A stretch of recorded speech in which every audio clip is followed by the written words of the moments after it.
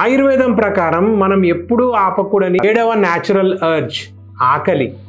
చాలామంది బరువు తగ్గడానికి వారి ఆకలిని సప్రెస్ చేస్తూ నేను బరువు తగ్గాలనుకుంటున్నాను కాబట్టి నేను తినను అని కొంతమంది భోజనాన్ని స్కిప్ చేస్తూ ఉంటారు.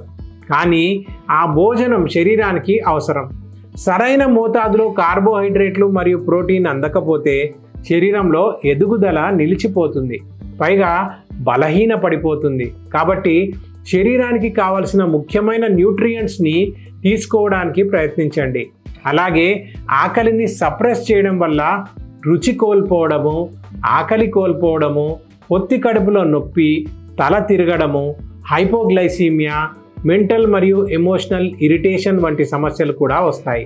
అందువల్ల బరువు తగ్గడానికి భోజనాన్ని స్కిప్ చేయకండి. ఇలా స్కిప్ చేయడం వల్ల బరువు తగ్గకపోగా మరింత బలహీనంగా తయారవుతారు.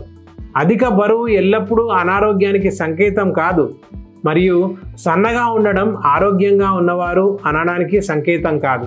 నిజానికి ఆరోగ్యంగా ఉండాలంటే శరీర బరువుని కాకుండా శరీరంలో పేరుకుపోయిన ఫ్యాట్ తగ్గించడానికి ప్రయత్నించండి.